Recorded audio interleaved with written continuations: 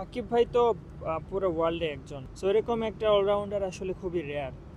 এই উইকেটে স্কোর করাটা একটু ডিফিকাল্ট, তো এই জায়গাতে 10 নম্বর থাকাটা আসলে এটা মোটেও অ্যাকসেপ্টেবল না। সাকিব, আমরা একটু ব্যাকফুটে আসলে প্রথম ওডিআইটা যেভাবে হেরে গেছি, তারপর কাছে মনে হয় যে আসলে এটাতে শতভাগেরও বেশি দিতে হবে। ঠিক যখন এমন একটা অবস্থা, আপনারা আসলে হোপ দেখছেন কি না যে আফগানিস্তানকে এখন আসলে দ্বিতীয় ওয়ানডেতে যেহেতু ডু অর ডাই ম্যাচ হারিয়ে আবারও আসলে ঠিক ট্র্যাকে ফেরা যাবে? অবশ্যই আমাদের তো এছাড়া কোনো অপশন নাই। আমাদের ডেফিনেটলি এই ম্যাচটা আমাদের 100% দিয়ে নামতে হবে, এবং আমরা আগের ম্যাচে যে ভুলগুলো করছি আমার মনে হয় আমরা ওগুলো নিয়ে কথা বলেছি, এবং ওগুলো শুধরে কীভাবে নেক্সট ম্যাচটা আরও ভালো করে খেলা যায়। কারণ এই ম্যাচটা না জিততে পারলে তো আমরা সিরিজ থেকে আউট হয়ে যাব, ওদের সিরিজ হেরে যাব। সো এই ম্যাচটা খুবই ইম্পর্টেন্ট আমাদের জন্য। আচ্ছা, এমনিতে ড্রেসিং রুমে বা টিম মিটিংয়ে আসলে আলোচনাগুলো কি হচ্ছে?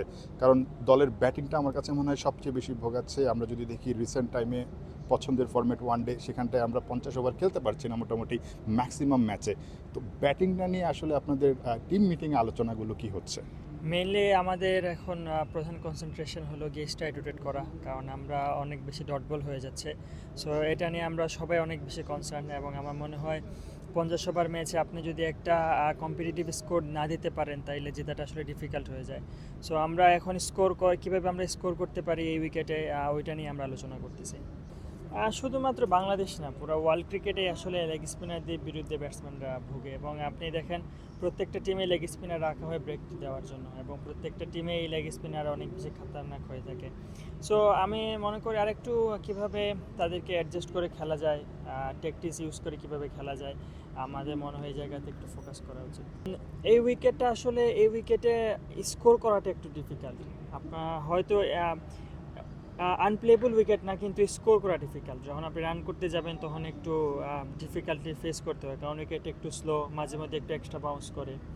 সো আমার মনে হয় আমরা প্রেসাররা আমরা একটু বাইরে বাইরে বল করছি। আমাদের মনে হয় আমাদের স্টাম্পে আরও বেশি বল করতে হবে, এবং এটাই আমরা টিম মিটিংয়ে আলোচনা করছি যে প্রেসারে নেক্সট ম্যাচে আমরা যাতে যত বেশি স্টাম্পে বল করা যায় আমরা এই প্লেনেই আগাবো, এবং প্রেসারদের অ্যাটাক করতে হবে ডেফিনেটলি উইকেট নেওয়ার জন্য।